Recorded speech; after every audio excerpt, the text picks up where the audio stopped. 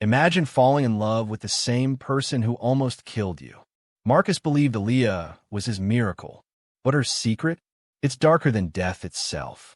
This isn't romance. This is obsession. This is Emmy stories. The night smelled of rain and burnt rubber.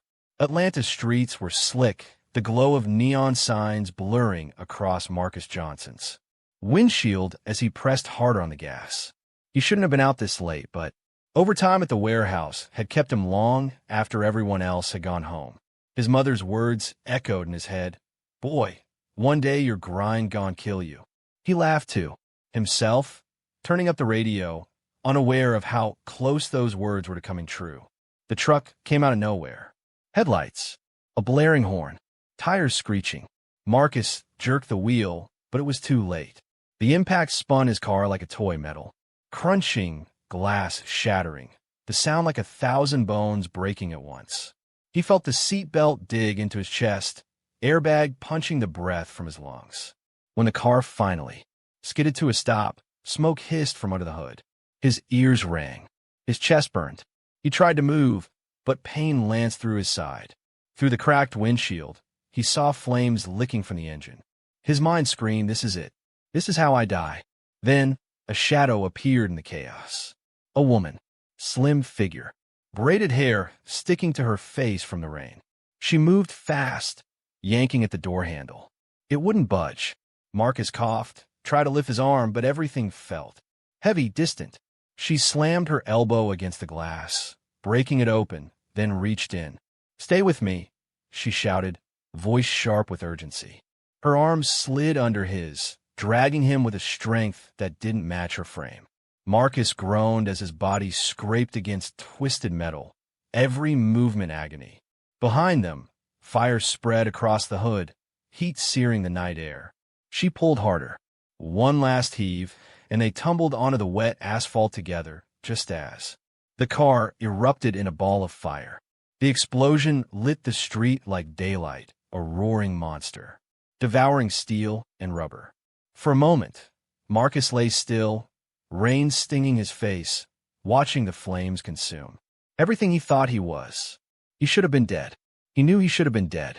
But when he turned his head, gasping for breath, he saw her. She crouched beside him, chest heaving, eyes locked on his.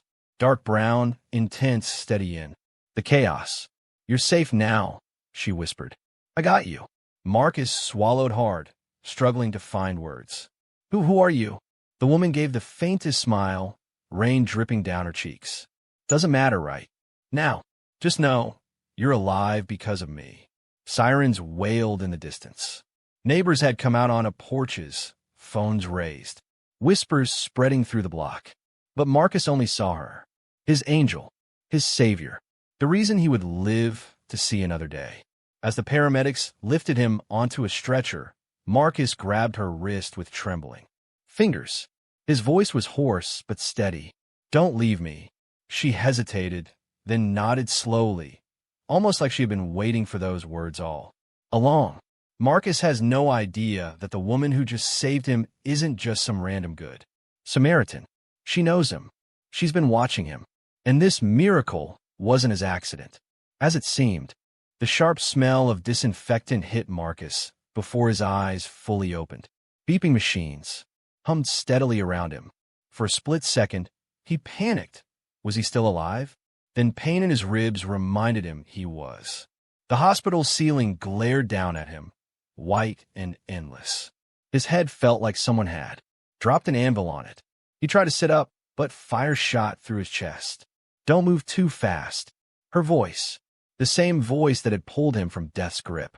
Marcus turned his head, and there she was, sitting in a hard plastic chair by his bed, her braids tied back now, a styrofoam cup of coffee in her hand. She looked calmer than she had the night before, but those sharp eyes were the same, watchful, locked on him. You, Marcus whispered, throat dry.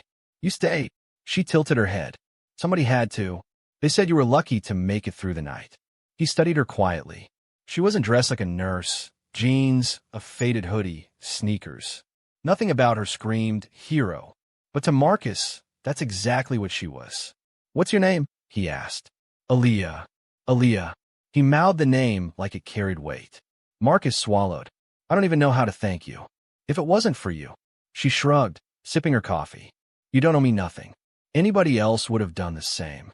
But Marcus didn't believe that. He'd lived long enough to know people walk past Rex. Every day, pretending not to see. She didn't walk away. She ran in a fire for him. You saved my life, he said firmly. That's not nothing. Aaliyah finally smiled. Small, careful, like she wasn't used to smiling much. Over the next few days, Marcus healed, and Aaliyah kept showing up. Sometimes in the mornings, sometimes late at night, always with that same quiet intensity. She didn't talk much about herself, but she listened. When his sister Keisha came to visit, she raised her brows at the sight of Aaliyah sitting in the room. And you are? The reason he's still breathing, Aaliyah answered smoothly. Keisha's eyes narrowed, but Marcus cut in. Sis, this is Aaliyah. She saved me. If it wasn't for her, I wouldn't even be here. The words hung heavy in the air. Keisha forced a smile, but her look lingered on Aaliyah long after. By the end of the week, Marcus couldn't deny it. He was drawn to her. Every time she walked in, the sterile hospital room felt less like a cage. They joked. They shared food from the vending machine. She even teased him about his snoring. But there were moments, too, moments that didn't fit. Like when she mentioned his mother's name before he had ever told her. Or when she knew exactly where his old high school was without him saying, Do I know you from somewhere? Marcus asked one night. Her smile didn't falter, but her eyes flickered. Maybe I just pay attention better than most. Before he could press, the nurse came in, and the moment vanished. One rainy evening, Marcus finally got discharged. Aaliyah offered him a ride home. He hesitated, then nodded. As her car rolled through his neighborhood, past kids dribbling basketballs and neighbors. Laughing on porches, Marcus glanced at her. I still don't get why you did it. You don't even know me. For the first time, her voice dropped low, almost like a secret. Maybe I know you better than you think. Marcus frowned, but before he could ask what she meant, she turned up the radio, drowning his thoughts in the sound of old-school R&B. Marcus had always believed love found you when you least expected it. Still, he never thought it would find him in the form of the woman who pulled him out of a burning car. In the weeks after his release from the hospital, Aaliyah became a constant in his life. She'd swing by with groceries, insisting he needed to eat real food, not them gas station snacks. When his ribs ached too badly for him to move around, she cleaned his apartment like it was hers, humming quietly as she worked. Marcus's friends joked about it. Bro, Tyrone said one afternoon, watching Aaliyah chop vegetables in Marcus's kitchen. She acting like she'd been your wife for years. Marcus laughed, though his chest tightened with a strange warmth. She just looking out for me. Ain't nothing wrong with that. But when Tyrone left, his words echoed louder than Marcus wanted to admit. One evening, Marcus and Aaliyah sat on his small balcony, the Atlanta skyline glittering in the distance. The summer air was warm, thick with the sound of crickets. Marcus leaned back, wincing slightly from his healing ribs. You ever think about how fast life can flip? He asked. One moment you driving home, the next you almost gone. Aaliyah's eyes softened. That's why I don't waste time. If something or someone feels right, I go for it. Marcus studied her, the sincerity in her gaze pulling him in like gravity. He didn't overthink it. He reached for her hand. The smile she gave in return felt like sunlight breaking through storm clouds. Their bond deepened quickly. Too quickly, some might say. They went from late-night talks on the phone to dinners that stretched until morning. Marcus found himself craving her presence, the sound of her laugh, the way she always seemed to know what he needed before he asked. But not everyone was convinced. Keisha pulled him aside one Sunday after church. Marcus, I ain't saying she's a bad woman, but you moving too fast. You don't know her like that. Marcus frowned. She saved my life, Keisha. If that don't mean something, I don't know what does. Keisha sighed, touching his arm. I just don't want you blind. Heroes can wear masks too. Still, Marcus ignored the warnings. When Aaliyah showed up at his job with lunch, when she held him close at night, when she whispered, I feel like we were meant to find each other. None of it felt fake. One rainy Friday, 6 months after the accident, Marcus took her out to a small soul food spot on Auburn Avenue. Candles flickered on the table, casting warm light on her face. She laughed at something he said, leaning in close, and Marcus's chest swelled with certainty. He pulled a small box from his pocket. "Aaliyah," he said, voice shaking. "You walked into my life when I should have been dead. You gave me a second chance. I don't want to waste another minute without you. Will you marry me?" The restaurant seemed to hush. Aaliyah's eyes widened, shimmering with tears. Slowly, she nodded. "Yes, Marcus. 1,000 times yes." Applause broke out around them, strangers cheering. Marcus slipped the ring on her finger, heart pounding with joy. In that moment, he believed he had found his forever. The way her eyes lingered on him a second too long. The faint, knowing smile when she hugged him, as if she had been waiting for this exact moment. The church bells rang so loud, Marcus swore the whole city could hear them. On that bright Saturday morning, Ebenezer Baptist was filled wall to wall. The choir's voices soared, white flowers lined the aisles, and the air smelled of incense and perfume. Marcus stood at the altar, chest tight, not from nerves but from awe. He had made it through fire, through pain, and now he stood waiting for the woman who gave him another chance at life. And then Aaliyah appeared. Her white gown flowed like water, veil glinting under the light. She walked slowly, eyes locked on his, every step measured. To Marcus, she looked like more than a bride. She looked like his salvation wrapped in silk and lace. When she reached him, her hand slid into his, warm and firm. The pastor's words barely registered. All Marcus saw was her smile, soft and steady. "I do." Her voice carried through the sanctuary like a promise written in stone. By the time they sealed it with a kiss, the choir burst into song, the crowd clapped and shouted, and Marcus thought, "This is it. This is forever." The reception overflowed with joy. Plates of mac and cheese, fried chicken, collard greens, cornbread piled high. Family danced, kids laughed, glasses clinked. Aaliyah was radiant, moving table to table with ease, charming everyone in her path. Everyone except Keisha. Marcus caught his sister watching Aaliyah from across the room, her smile tight. When he asked what was wrong, she just shook her head. "Nothing. Just be careful, Marcus." He brushed it off, choosing instead to watch his new wife glide across the floor, laughing with his cousins. Later that night, in their honeymoon suite downtown, Aaliyah curled into Marcus's arms. The city lights painted the room gold and silver. She kissed him softly and whispered, "From now on, it's just you and me. No one else matters." Her words thrilled him, but deep down, something about the way she said it, sharp almost, like a warning, prickled at his chest. Life together started beautifully. They moved into a modest 2-bedroom house in Decatur. Marcus fixed it up with his own hands. Aaliyah decorated it until it felt like a magazine spread.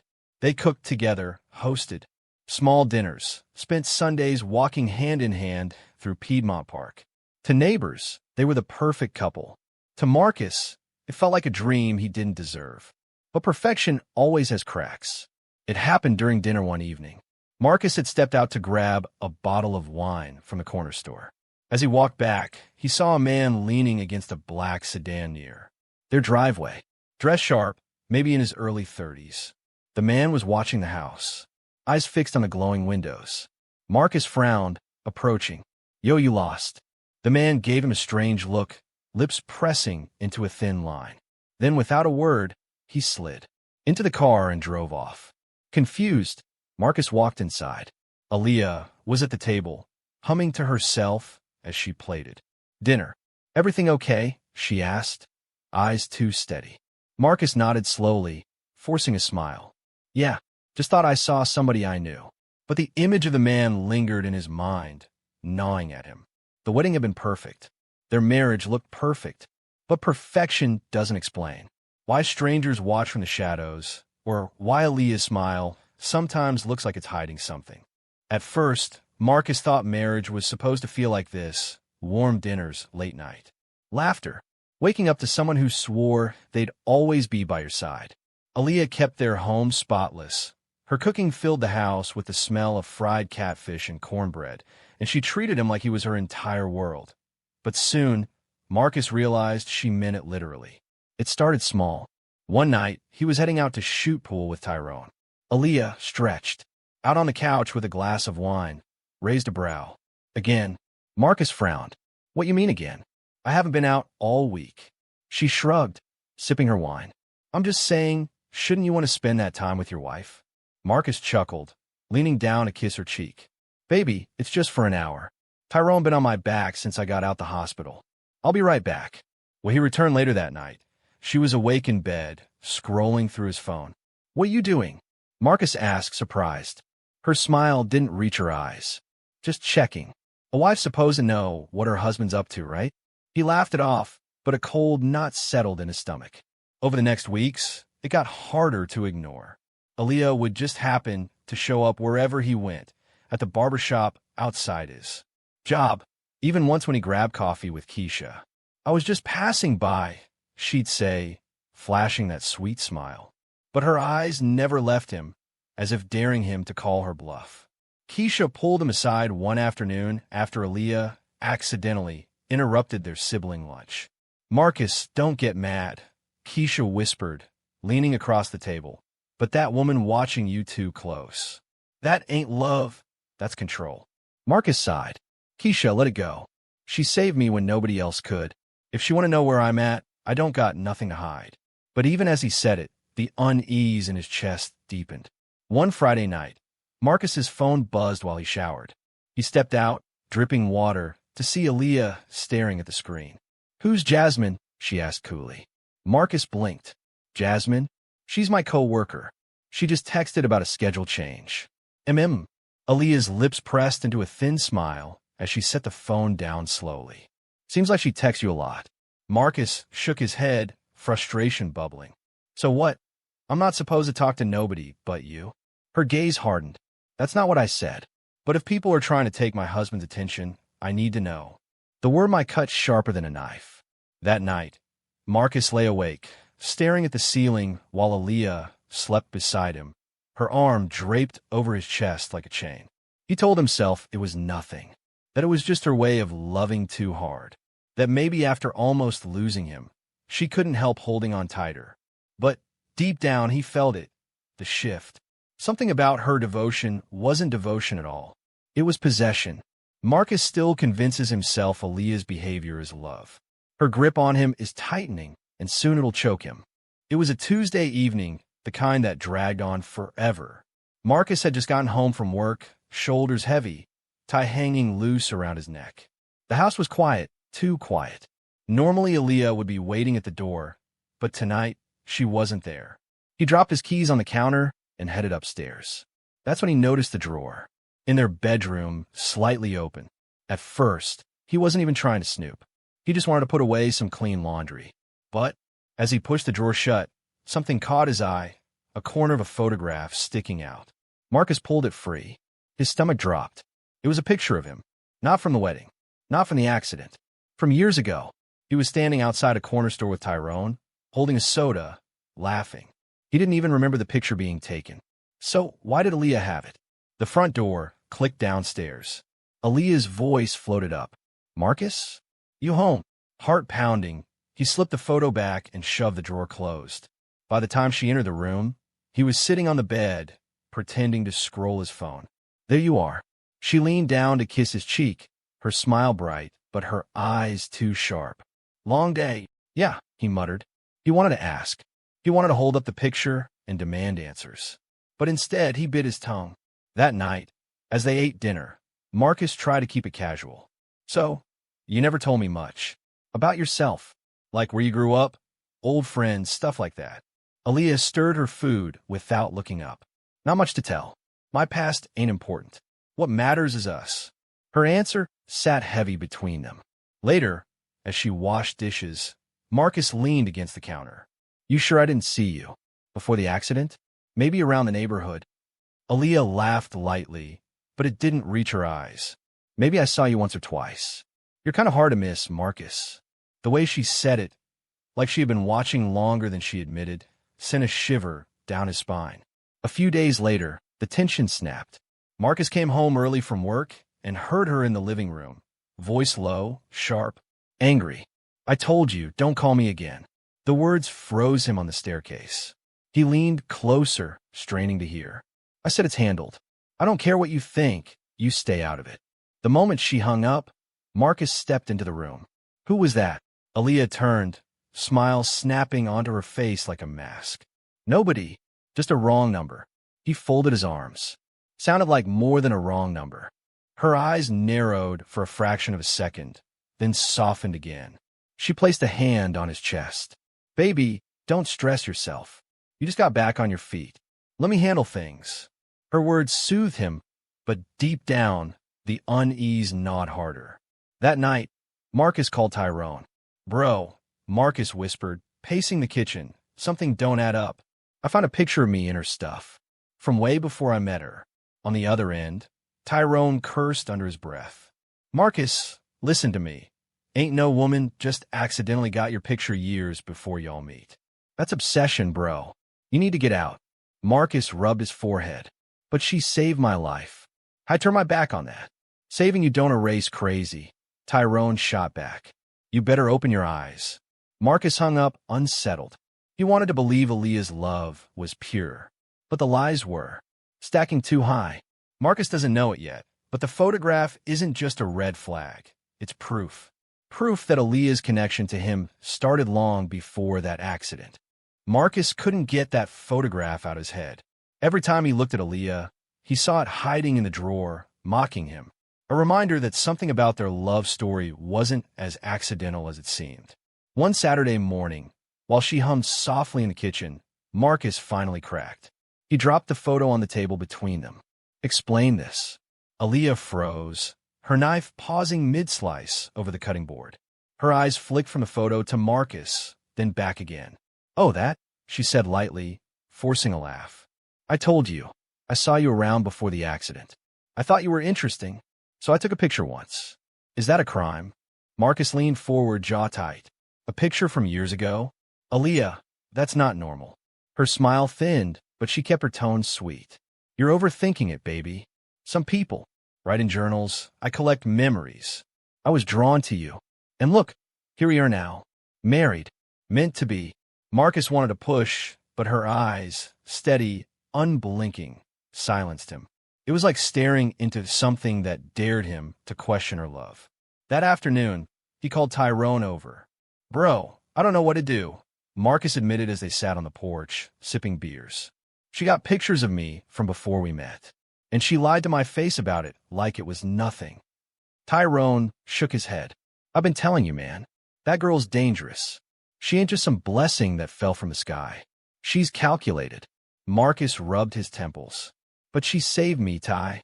How do I turn my back on somebody who pulled me out the fire?" Tyrone leaned in, eyes sharp. "What if she's the one who put you in it to begin with?" The words hit Marcus like a gut punch. He opened his mouth to reply, but Aaliyah's voice floated from the doorway. "Everything okay out here?" Both men turned. She stood in the frame, her figure half shadowed by the afternoon light. Her tone was casual, but her eyes were knives. Marcus forced a smile.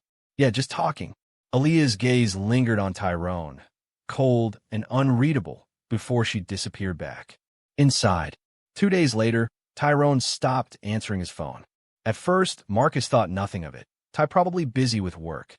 But then his calls went to voicemail for 2 days straight. He drove by Tyrone's apartment. The lights were off. Mail piled at the door. By the third day, dread pooled in Marcus's stomach. He sat at the kitchen table, phone in his hand, staring at Aaliyah across from him. She scrolled idly on her tablet, her nails tapping lightly on the glass. "You heard from Tyrone?" he asked carefully. She didn't look up. "No." "Why?" "He ain't answering his phone. I went by his place. It looks like he ain't been there." Finally, she lifted her eyes, lips curving into that faint smile he was starting to fear. Maybe he got tired of meddling in other people's marriages. Marcus froze. The words were casual, almost playful, but her stare made them feel like a threat.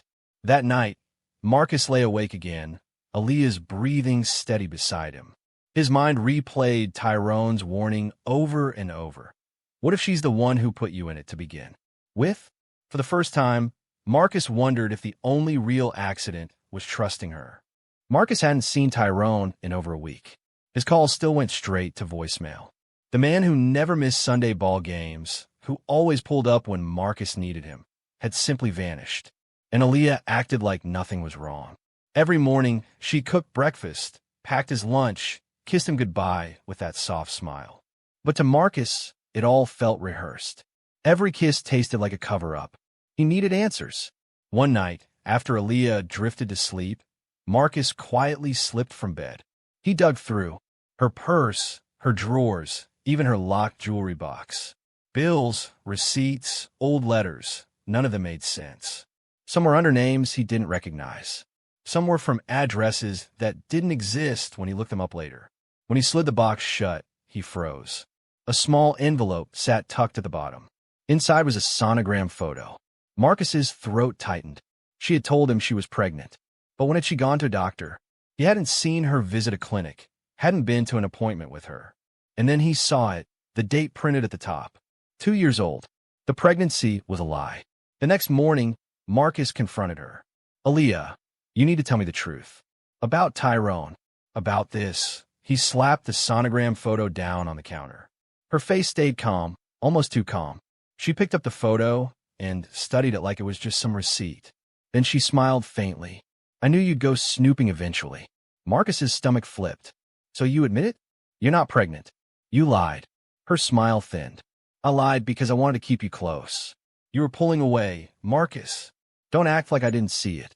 A baby would have kept us together. Marcus stepped back, disbelief crashing over him.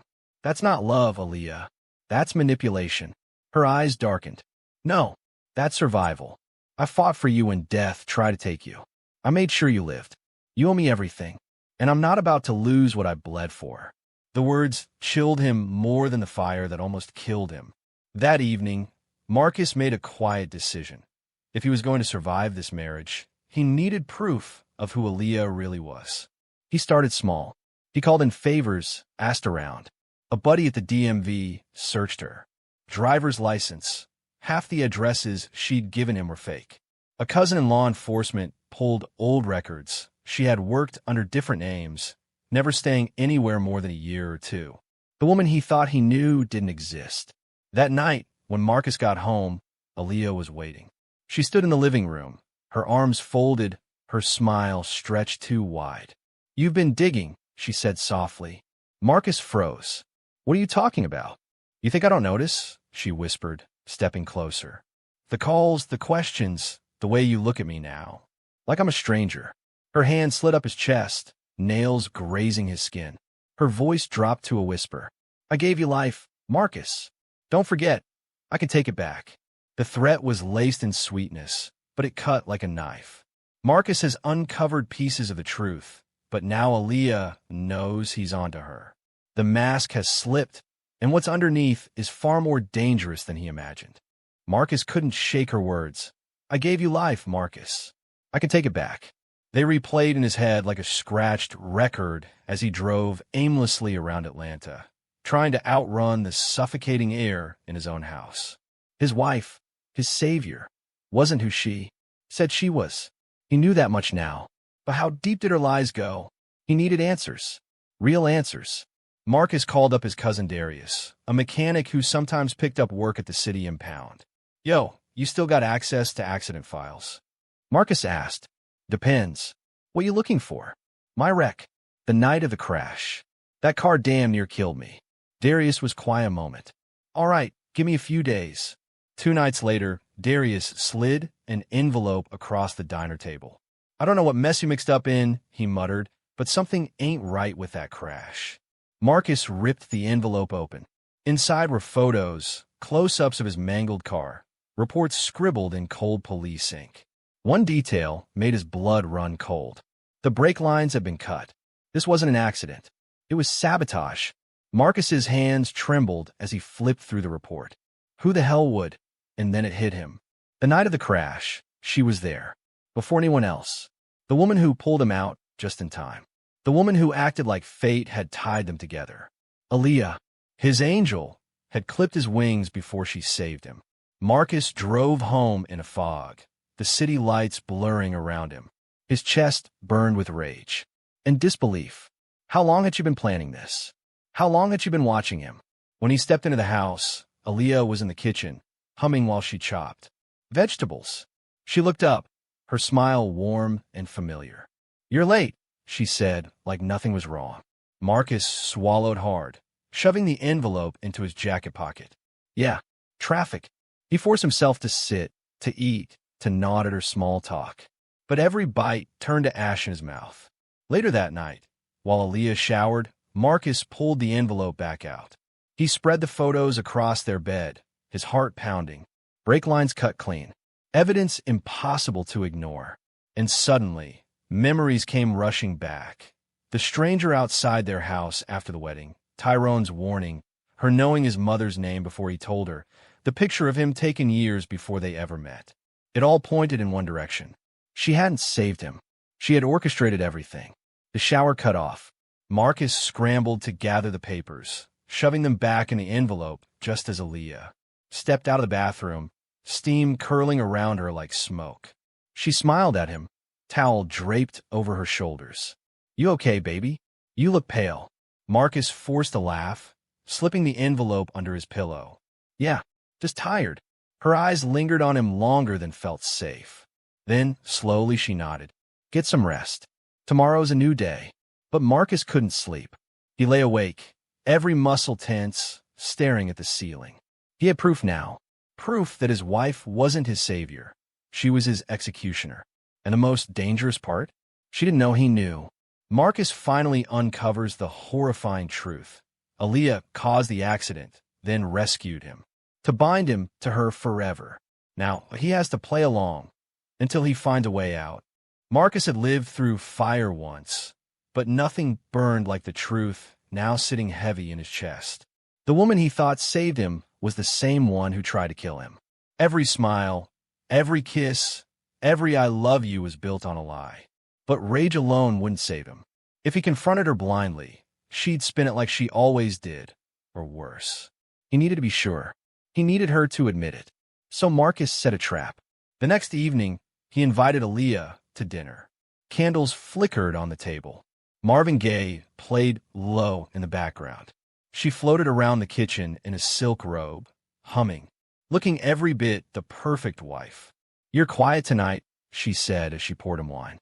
Marcus forced a smile, just thinking about the accident, about how close I came to losing everything. Aaliyah's eyes softened. "Don't. That night's behind us." Marcus leaned forward, his voice calm. "Is it? Because I went back through the reports. The car didn't fail me, Aaliyah. Someone cut those brake lines." For the first time since he'd known her, her smile faltered. "Why would you even say something like that?" she whispered, setting her glass down. Carefully, Marcus held her gaze. "Because I need to know if the woman I married was my savior or my executioner." The silence stretched. Then, slowly, Aaliyah laughed. Soft at first, then louder, until the sound filled the room. "You think you're so clever, Marcus," she said, eyes glittering. "You finally put it together." His chest tightened. "So it's true." She leaned closer, her voice low, intimate. "Yes, I cut the brakes. I watched you drive off that night. And when the fire lit up the sky, I came running.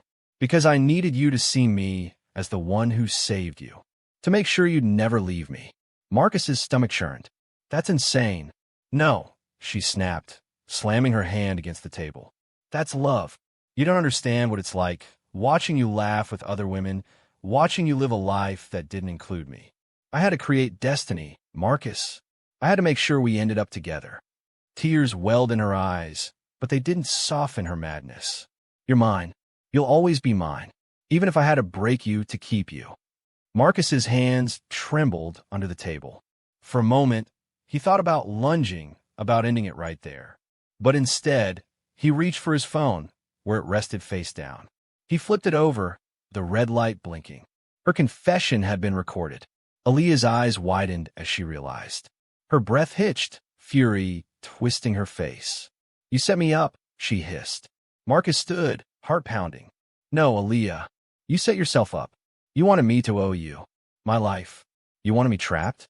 Well, now the truth is out." She lunged across the table, knocking the phone to the ground. But Marcus was faster. He grabbed it, bolted for the door, her screams echoing behind him. Hours later, Marcus sat in his sister Keisha's living room, the recording playing back over her speaker. Aaliyah's voice, clear as day. Yes. I cut the brakes. Keisha stared at him, horrified. Marcus, she could have killed you. Marcus leaned back, exhaustion pulling at him, but for the first time in months, he felt free. She almost did, he whispered, but not anymore. The love story that began with fire ended in ashes. Aaliyah was never his savior. She was his destroyer. And Marcus walked away with one final lesson burned into his soul. Sometimes the person you think saved you is the one who set the fire in the first place. Evil doesn't always come in shadows. Sometimes it smiles, cooks your meals, and kisses you goodnight. Remember, love built on lies will always end in ashes. If this story shook you, hit that like button and subscribe to Emmy Stories, where every tale is darker than the last.